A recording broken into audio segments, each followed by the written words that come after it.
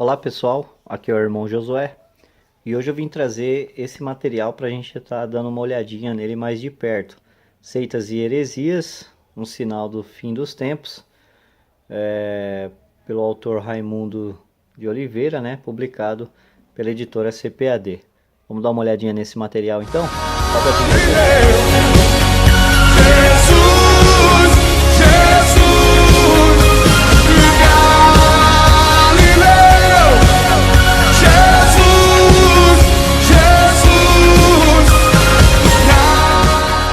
Então pessoal, eu estava procurando um livro que tratasse de seitas e heresias, voltado mais aqui para a necessidade brasileira, né? Para necessidade brasileira, mas eu não queria pagar um preço tão alto, porque, na minha opinião, eu acho legal você ter um livro que trate e aborde sobre esse assunto, mas que não seja tão encarecido, até porque, ao meu ver, você fica desembolsando muito dinheiro com esse tipo de material e se esquece de outros materiais, né? Então, o meu objetivo era o quê? Ter um livro que fosse abordar seitas e heresias, mas que fosse um material um pouco mais em conta, né? Eu tenho a enciclopédia apologética, né, do Norman Glaze, mas ele aborda muita coisa que aqui no Brasil, por exemplo, é pouco utilizado, por assim dizer, né? Apesar de ele ser bem profundo e trabalhar bastante coisas, né? Então eu queria uma coisa assim que tivesse assim um viés mais aqui pro Brasil. E aí eu dando uma olhada, andando lá nas livrarias, eu achei esse material aqui. Eu não conhecia ele, mas o preço dele estava bem em conta, estava aproximadamente acho que R$ 26. E eu acabei comprando ele. E ele vai abordar aqui muitas coisas aqui da parte do Brasil mesmo, né? Aqui, né? As religiões brasileiras, pelo menos uma boa parte aí. Então eu achei bem interessante. A capa dele é uma capa bonita, como vocês podem estar vendo, né? Branca, escrito Seitas e Heresias, né? Da CPAD. O livro não é tão grosso, tá certo? Eu vou dar um zoom aqui. Se os irmãos estiverem interessados e quiser ler, o que ele vai tratar aqui nessa parte aqui, nessa discriminação aqui. É só pausar o vídeo e tá lendo, tá ok? Então vamos abrir aqui o livro. Começa com a folha de rosto. A outra folha de rosto, terceira edição, né, 2018. Então aqui no sumário dele tem 239 páginas, tá certo? Ele vai falar sobre o catolicismo romano, o espiritismo, o adventismo do sétimo dia, as testemunhas de Jeová, o mormonismo, o evolucionismo, o neomonerdismo teológico, a Congregação Cristã do Brasil, Só Jesus, o teosofismo, o comunismo marxista, muito importante isso daqui, né? Para quem aí é cristão e apoia partido de esquerda, né? O relacionismo cristão, maçonarias, outras seitas, ismos e modernos, né? E a bibliografia. Então, como vocês podem ver, muita coisa que está aqui é aqui do Brasil, né? A gente encontra diversos materiais e algo dessas instituições aqui, né? Então eu achei bem interessante por causa disso, vai ajudar bastante você entender um pouco sobre essas questões aqui e o porquê que o autor considera essas crenças aqui como seitas e até mesmo chegando à heresia, né? Então, abrindo aqui, vai ter uma introdução, ele vai falar o que é heresia, né? Uma introdução. E aqui já começa o catolicismo romano. Bom, o que eu achei legal nesse livro, ele é um livro que é para você ler no ônibus, tipo assim, é uma coisa assim rápida, bate pronto, para você ter ideia do que você está falando. Eu achei muito legal por causa disso. Porque às vezes você pega um livro tão profundo que você demora muito para a conclusão dele, certo? E aqui você quer um assunto rápido, você quer entender rápido o porquê que aquela instituição é considerada como uma seita e quais são as heresias e as distorções bíblicas que ela aplica como doutrina, esse material aqui já vai te dar assim de bate pronto. Então, isso eu achei bem bacana, sabe? É rápido, né? Não demora muito ali para ficar falando. Então, ele vai trazer aqui sobre o catolicismo, resumo da história do catolicismo. Ele sempre vai trabalhar mais ou menos essas questões, né? O começo da degeneração, as causas da decadência da igreja, as raízes do papado e da mariolatria, né, e tal. Então ele vai trabalhar bastante essas questões aqui.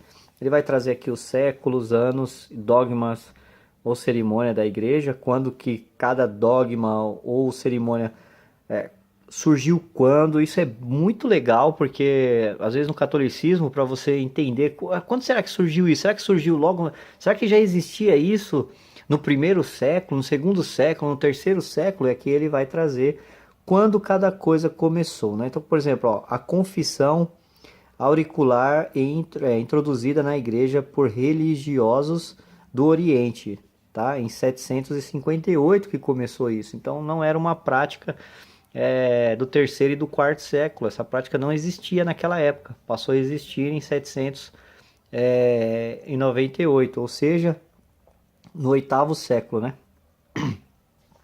Então é bem interessante essa questão, a quaresma, quando que começou, o cânon da missa, quando que começou. Eu achei bem interessante essa questão aqui. É bem legal para você já ter aí uma ideia de quando essas coisas começaram de bate-ponto aí, né? Bem legal.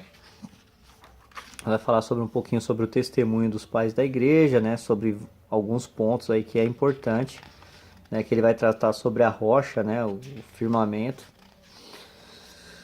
Então eu achei bem legal, por exemplo, o purgatório. E depois disso ele vai trabalhar fazendo as refutações, né? Oração pelos mortos, ó, tá vendo? Então depois ele vai trabalhar fazendo as refutações, tem algumas imagens. Então eu achei bem legal isso daí, porque você já consegue ter uma ideia rápida. Ele não vai abordar tão profundamente o assunto, mas você já vai ter uma ideia muito rápida e prática sobre essas determinadas coisas. Às vezes você tem dúvida, mas por que que falam que aquela religião é considerada como uma seita e uma heresia? Então, através desse material, você vai ter uma ideia do porquê o autor e outros teólogos consideram essas instituições ou igreja, denominações ou suas doutrinas como herética, né? Então isso é bem interessante para você ter, fora que é um material escrito, impresso, não é de sites sensacionalistas, né? Então vale a pena aqui você ter esse então material. Ele vai te dar aí uma ideia de como trabalhar essas questões aqui, né? Eu achei bem legal. O espiritismo, então ele vai dizer aqui o que era o espiritismo, resumo histórico do espiritismo. Isso é bem legal porque às vezes você não quer se aprofundar sobre o assunto, mas você quer ter uma ideia como que surgiu, mas de uma forma rápida, prática, né? De uma forma assim do bate pronto, só para você ter uma ideia sobre o assunto assim. Então é um material legal para você ter, para você estar adquirindo. Lógico que todo o padrão, né, tem que ser da Bíblia, né, para você considerar algo como uma seita ou uma heresia, mas já vai te dar uma ideia legal aí do porquê que eles creem e falam sobre isso. Então vai trazer aqui algumas fotos, imagens, doutrinas, né, vai trazer as doutrinas dessas religiões, né, então é bem interessante. Ó, Adventismo do sétimo dia também vai tratar sobre essa questão, né? O resumo histórico do Adventismo. Vai falar quando que foi criado, por quem e tudo mais. Vai falar um pouco sobre o fundador, né? Então isso é bem legal. Vai falar sobre a guarda do sábado, né? E tudo mais. Ó, uma doutrina insustentável. Então ele vai trazer aqui algumas doutrinas, o porquê e tudo mais e tal. Vai trabalhar a questão, né, da refutação sobre isso, né? Se é que tem alguma refutação sobre o sábado no Novo Testamento, mas ele vai trabalhar essa questão. Por que o domingo, né? Tem muitas pessoas que falam assim, ah, mas agora virou domingo. Mas por que o domingo? Por quê? Onde que está a base bíblica para o domingo? Será que tem isso dentro da Bíblia? Então eles vão trazer aqui aquilo que eles defendem, né? E o porquê que não é mais o sábado, por assim dizer, né? E porquê que há essa briga, por assim dizer, né? É o sábado, é o domingo? Quem tá certo, quem tá errado nessa questão, né? Então ele vai trazer aqui alguns argumentos aqui sobre isso, né? O estado da alma após a morte, né? O aniquilacionismo, né? Que eles creem também. E a doutrina da expiação e o destino final dos ímpios e Satanás. Pode ver que não é uma coisa tão profunda, mas já te dá aí uma ideia sobre determinados assuntos, né? E vem a Testemunho de Jeová, a mesma coisa, né? Histórico, resumo histórico do jeovanismo, né? E vai trazer toda essa questão aqui ao Pai, o Filho e o Espírito. Vai trazer todas essas questões, bem interessante, né? Então vale a pena aí você tá tendo essa obra para ter aí um pouco de entendimento sobre essas questões. Jesus, o Verbo Divino. Ó, bastante citações. Bem legal. Tem algumas figuras, né? Mesmo que seja em preto e branco, mas tem algumas figuras. A letra é uma letra boa para se ler, né? Então é bem legal, até para você fazer umas comparações. Ó, o mormonismo também é a mesma questão, divisão da Igreja do Mórmon, a segunda é visão de Schmidt, né? Fundação da Igreja Mórmon. Ó, nome dos livros, tal, vai trazer aqui também. Profeta, né? Depois virou profeta, por aí vai, né? Se virar profeta fosse motivo de heresia, tinha muita gente aí que já tinha que ser tratado como herético, né? Mas tudo bem. Vamos lá. Evolucionismo. Agora tem uma questão aqui que eu estava lendo e eu achei interessante. Eu quero até compartilhar aqui com os irmãos um pouco, porque todo material ele não é perfeito, tá? A gente tem que ter isso em mente. Então aqui, ó, sobre a Congregação Cristã do Brasil, eu fiquei bem curioso para saber o porquê que a Congregação Cristã do Brasil se caracteriza como uma seita, né? E aqui ele vai trabalhar essa questão, vai dizer sobre a fundação. Aí ele vai colocar aqui guerra declarada, né? Como que a Cristã do Brasil, ela se, vamos dizer assim, que ela se opõe às demais igrejas evangélicas do Brasil. Então ela entende que ela é a única igreja correta e certa e a única que leva para o céu. O exclusivismo, por assim dizer, né? Vai trabalhar essa questão. Depois ele vai dizer aqui a versão a Assembleia de Deus, né? E vai trazer aqui algumas coisas do porquê a aversão à Assembleia de Deus. Aí dentro dessas aversões, ela vai colocar que a Assembleia de Deus possui pastores assalariados, as mulheres não usam véu, não observa a prática do óculos santo, né? Fecha as portas enquanto oram, possui uma saudação diferente e ensina sobre o batismo com o Espírito Santo de modo diferente, que isso é o caso da Cristã do Brasil, né? Eu só queria ressaltar aqui que essas questões aqui não é só da Assembleia de Deus, tá? Como disse aqui logo no começo, a aversão das igrejas, das demais igrejas evangélicas. Então, todas as igrejas evangélicas, o correto não é a aversão à Assembleia de Deus, porque dá a impressão que declarou guerra, por assim dizer, né? Aquela coisa assim, só exclusivamente com a Assembleia de Deus. Não, a Assembleia de Deus não é também a última bolacha do pacote. Não é. Jesus não morreu apenas pela Assembleia de Deus ou algo parecido. Independente se alguém gosta da Assembleia de Deus ou não gosta da Assembleia de Deus, a Assembleia de Deus é uma igreja no meio de várias. Então, não é exclusivismo da Assembleia de Deus. Então, na minha opinião, eu achei aqui que foi um pouco forçada essa questão aqui, né? A declaração de guerra contra a Assembleia de Deus. Não, a presbiteriana usa véu? Não, a presbiteriana cumprimenta o outro com óculos santos? Não. Põe véu para orar? Não. Então, ela também se enquadra nesse ponto, né? A Batista faz isso? Não. Então, também se enquadra nesse ponto. Então, não é só Assembleia de Deus. Se você é assembleano comprar esse material aqui, Não pense que é só a Assembleia de Deus que eles pensam assim, mas todas as denominações que não fazem conforme essa prática, tá certo? Então tem que tomar cuidado também, porque às vezes parece que a Assembleia de Deus. Não, a Assembleia de Deus é mais uma igreja. É isso, mais uma igreja, né? Há muitos anos atrás, e se a gente parar para pensar, talvez ainda se recorra até hoje, né? Muitas pessoas do Ministério do Belém acreditavam, da Assembleia de Deus do Ministério do Belém, que era a única igreja que levaria para o céu. Não era algo só exclusivo da Cristã do Brasil. Eu congreguei na Assembleia de Deus do Ministério do Belém e eu escutava isso de muitos cristãos que estavam lá, certo? E até mesmo de pastores. E tem muitos cristãos da Assembleia de Deus do Ministério do Belém, lógico que não é todos, ok?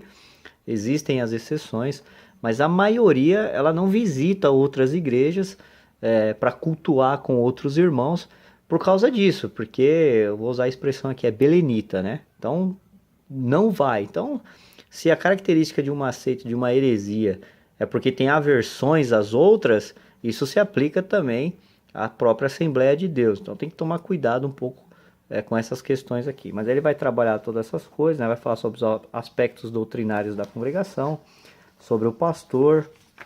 Achei bem interessante o sustento do pastor, o problema do véu, o problema do óculos, ele vai colocar aqui. Daí se você concorda ou não sobre esses problemas, aí você que vai dizer, né, lendo o material, né, se realmente tá certo aquilo, se isso deve ser considerado como seita ou não, né? Existe alguma restrição? Esse é o ponto, né? Mas ele vai trabalhar essa questão. A pregação nas ruas, a questão do dízimo, o pregador face à cultura, né? Vai trabalhar essas questões aí, o dízimo hoje, a soberania de Deus. Terminou, já vai para outra religião chamada só Jesus e por assim vai. Então ele sempre vai falar aí sobre essas questões e mostrando os pontos doutrinários, por assim dizer, mais em evidências, né, por assim dizer, onde está mais com evidências, né? O comunismo e o marxista, né, o partido de esquerda. Será que um cristão pode realmente apoiar um partido desse? Quais são os fundamentos do marxista? Quais são os fundamentos? Qual é a visão que eles enxergam sobre a igreja, sobre Cristo? Então é importante isso. Será que os países que seguem essa maldita política aqui, será que a igreja ela é respeitada nesses países, né? Será que um cristão pode ser e apoiar partidos de esquerda que promovem essa questão? Então ele vai trabalhar isso daqui, os primórdios do marxismo, né? Vai falar sobre Karl Marx, a formação religiosa de Karl Marx, né? Ele vai dizer, ó, uma radical mudança, vítima da falsa teologia, a guerra das classes e tudo, e por aí vai, né? O conceito de propriedade, proletariado e o capitalismo, né? Os riscos do comprometimento. É bem interessante, vale a pena você ler essa parte aqui, o marxismo e o problema da liberdade, tá vendo?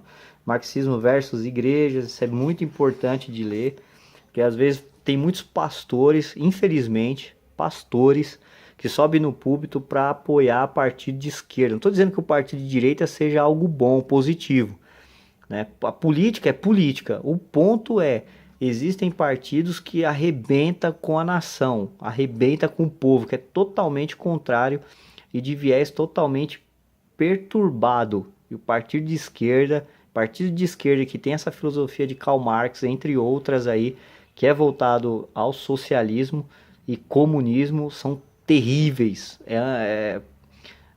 Pode-se dizer aí que seja aí o partido do anticristo, né?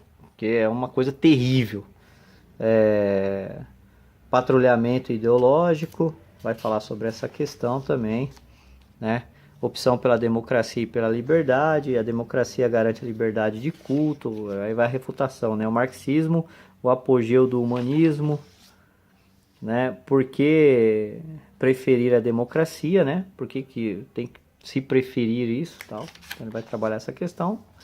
E todas as outras questões aqui também, a maçonaria, para quem está querendo entender sobre a maçonaria um pouco, não tem muito conhecimento, saber como é que funciona, então ele vai falar aqui, vai trabalhar todos esses assuntos. E no final ele vai trabalhar aqui outras religiões, a ciência e tudo mais e tal, o que eles são prejudiciais para a teologia cristã. Beleza? Então é isso aí, pessoal. Espero que vocês tenham gostado. Espero que esse material ajude vocês. Se quiser fazer parte do canal, basta se inscrever, tá? E tá compartilhando aí os vídeos aí, se assim achar importante. Até a próxima. Um forte abraço a todos.